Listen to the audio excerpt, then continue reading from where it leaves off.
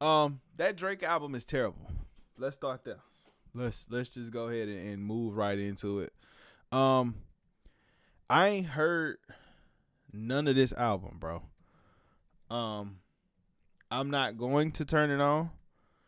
We're not here for R&B Drake. We're not here for um we are not here for none of that. You feel me? Um that R&B stuff is that's not it. And it's not it because of when you get beat that bad in a battle, like I said, you supposed to like go off and fight everybody after that. Like you're not supposed to pull some of these stunts that he's been pulling. This entire Australia tour run has been a glimpse into what it looks like to be the biggest loser in hip hop. Um Everybody keep yelling about how the women still love this dude. Um Everybody knows, like everybody says all this stuff, but it's like, bro, like that uh, man, like I didn't even have to hear some of these lyrics to know what was going on. Like I'm only I don't know what the beats sound like. That album can come on in the function and I'm not gonna know anything about it. Sorry. Um Drake ain't made music for me since nothing was the same.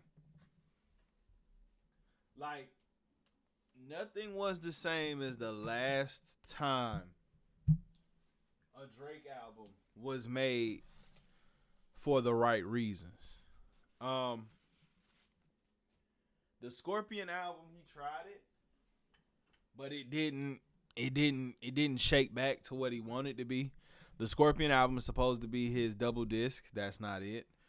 Um, it's over for that balling, and it's okay that it's over for that balling, y'all. Like we don't have to.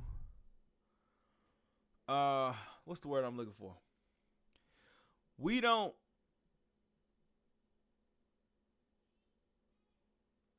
need to we don't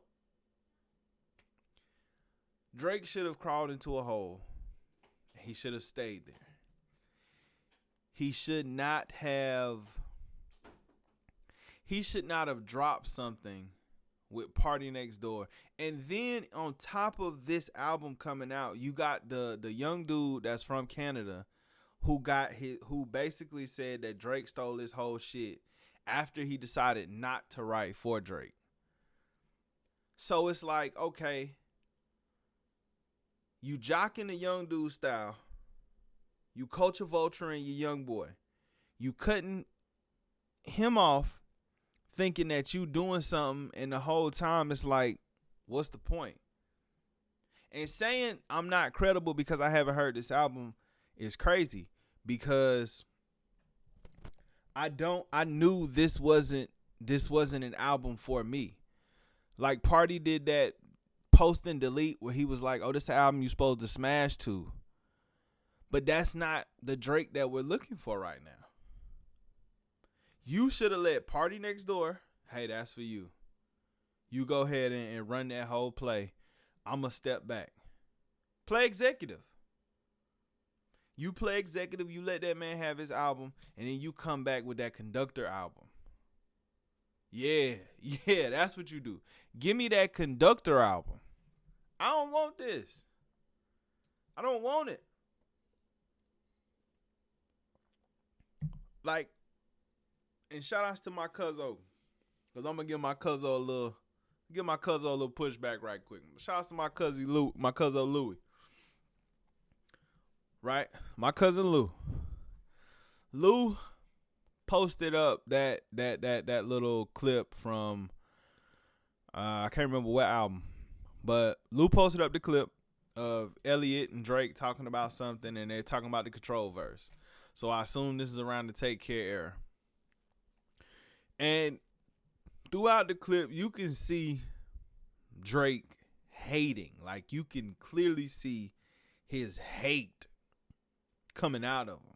You know, backhanded compliments and, oh, he's a cool guy. Oh, woo, woo, woo.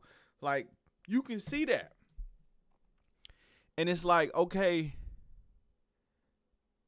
all of that culminated to the moment of you having to be in Australia on tour.